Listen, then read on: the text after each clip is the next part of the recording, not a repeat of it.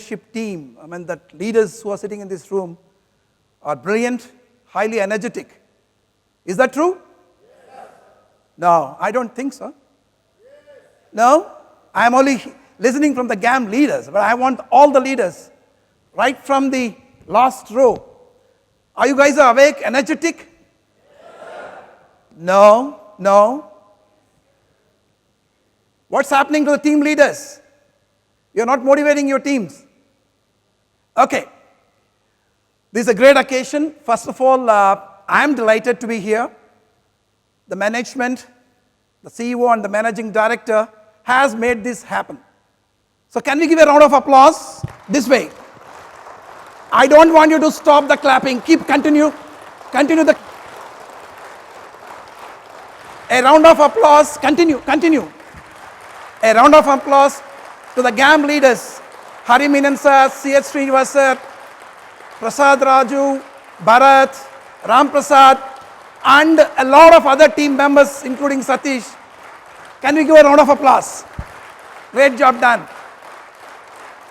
And these great leaders have come all the way to be a part of this session and to be a part of this 3-day program, the leadership program. Can we do a round of applause? No energy, low energy. No. You can't go. Wonderful. So it's a great occasion. And how are you feeling? Each one of your leaders have a belief in yourself first. Things can't move in life unless you have belief in yourself. None of us are perfect, but unless you are there, things can't be perfect too. So we are leaders and we play our roles, have a faith, have full belief in yourself. I would like to spend a couple of minutes on this beautiful concept called ownership and accountability. Why this concept? What is the theme of this program? What is the theme of this conference? Can anybody tell? They have to repeat. You had a beautiful session in the morning from the GAM leader, Hari Menon sir and CH. What is the thing? Collaboration? Exceed? My goodness. Repeat. Collaboration? Please remember, this is your month. This is your mantra. You should remember. Why? There is a connection. The ownership which we talk about is most important. But why? Why we are talking about ownership? Is it not there today? The idea is consciously you got to be an owner all the time for your assets. Always. Am I trying to say you're not? I don't mean that, but it's a reinforcement we will be doing through these sessions. All of you know about accountability. Accountability, you are given a job, you are given a role, you perform in your role, you have some job description, you have some responsibilities, you have some targets. But that's what managers do with their teams. That's accountability, all of you know. But what I'm talking about is ownership. Ownership is an environment created in the organization by every one of you. You are the leaders. So when you own your team, when you own your people, when you create a kind of a challenge to them, when you care for them, and you, more importantly, you have to ensure you have a collaboration with them. They feel it is their asset. They feel it is their property. All of us know, you know an aeroplane belongs to an airline company. But once the pilot takes the flight with the passengers, he is the owner of the flight. Though the airlines own the flight, he is the owner of the flight as long as he's flying the particular flight to the destination. Safety of the people inside the plane and ensuring the asset plane is safe is his responsibility. Put the same example to your role. Each of the plants, each of the assets you handle, you are the pilots. Some of you are co-pilots. But at the end of the day, you have an objective to take care of the asset for its objective deliverables and also for utilization in the best possible manner. right? So ownership drives that, and ownership always gives a lot of challenges and gives freedom to the people to think, do the value add, and contribute freely. And it's also fun, a kind of a fun at work with no pressure. So the idea is ownership is most important, and people choose to be a owner. Always. They don't like to be controlled. Innovativeness comes when you give freedom. So each of you with your respective roles as plant heads or asset managers or whatever it is, designation is not important. You got to be a leader and take custody of your own people and the asset with a lot of commitment and with a lot of affection towards people. Right? With that note, I have a small presentation. Take ownership. Take extreme ownership. Don't make excuses. Don't blame any other person or any other thing. Get control of your ego. Don't hide your delicate pride from the truth. Take ownership of everything in your world, the good and the bad. Take ownership of your mistakes, take ownership of your shortfalls, take ownership of your problems, and then take ownership of the solutions that will get those problems solved. Take ownership of your mission. Take ownership of your job, of your team, of your future, and take ownership of your life. And lead. Lead. Lead yourself and your team and the people in your life. Lead them all to victory. So that's the brand ambassador of the organization, all of you. You are the people, you have that ownership mindset, and you take care of the stakeholders. And as leaders, you improve the smell of the place. You create a nice environment. People will be excited to work. Excuse me. So the ownership is the engine for you to collaborate and exceed your performance and transform. Why we are talking about transformation? Is something wrong with this? No. We got to grow with the objectives of the organization. We got to exceed given the responsibilities and targets given. And we always need to transform with various unlearnings we need to do. Some things we need to drop, some things we need to pick. And we always have to move on to be a much effective leader. You make the difference. That's what I've been saying. That's the theme of my presentation. You. Everything starts with you. You are the leader. You make the difference. And you are ideal for the role. You've been selected. You've been given the job because you are the right person for the job. So there are no confusion. You make the difference.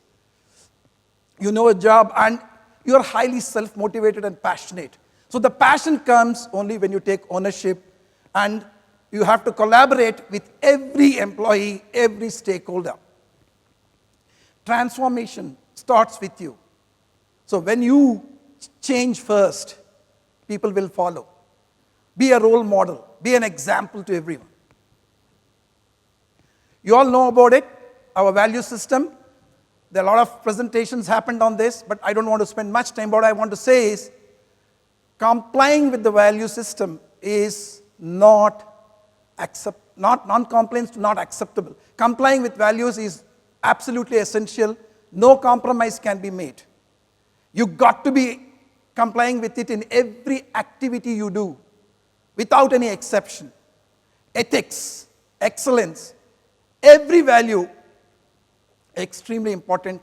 And as leaders, we have to be disciplined. So I don't want to spend time, but you know it. But what is important is with the system of PPS, with the KRS and KPAs, we are going to measure the deliverables of each of these asset owners for their performance against the various deliverables, also giving a weightage to values, which includes the theme of the program in terms of collaboration, exceed, and transform. So, Greenko way, people, process, systems. You know about these things, PPS. All of you know about PPS? No energy. Team leaders? Okay. If you notice, the discipline, ethics, innovative, teamwork is a part of the people, but the stakeholder inclusiveness and the excellence, they always come by virtue of the processes you follow, the systems you follow, and that's the reason when these PPS has been introduced, there is a purpose. You can't really achieve the excellence and ensure stakeholders' interests taken care unless you have a good process and good system. You have been provided with that. So ensure total compliance to that. Values and compliance to HR policies and practices.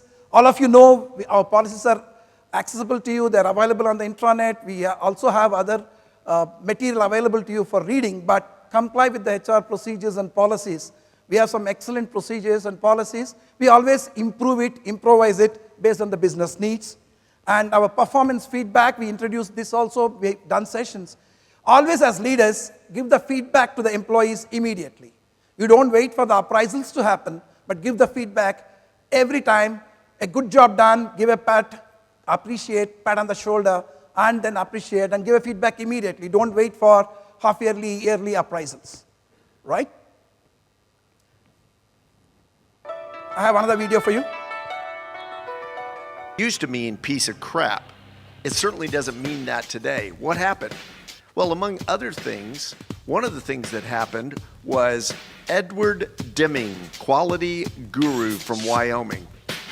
Deming was fanatical about his belief that people were not the problem, it was the process. Put people in a high-performing process and system, and they will perform at a high level. Put people in a chaotic and low-performing process or system, and they will perform poorly. Deming was largely ignored in the U.S. War-torn and desperate to rebuild Japan, however, was very interested in what Deming had to say. Deming went to Japan, and with Japanese management, he helped revolutionize their manufacturing at every level. The result? Highly engaged employees producing quality results. So when you hear companies like Nintendo, Lexus, Sony, Hitachi, Shimano, Panasonic, Nikon, Uniqlo, you don't think of companies that are not producing high quality products, you think of some of the best products in the world. Low employee engagement is not an employee problem. It is a company culture problem. When Deming went over to Japan, they didn't fire all the workers and go import workers from another country. It was the same workers with a different process and a different system, and they were set up for success, not for failure. It's time to stop moaning about low employee engagement and focus instead in creating a company culture where everyone acts like an owner. That's a beautiful in Japan. He was never recognized when he was in US, but he made the difference. They did not hire new people, but the processes, the systems, the quality concepts made the difference, and Japan has become a leader in the electronic industry with the best of the products. You know it very well.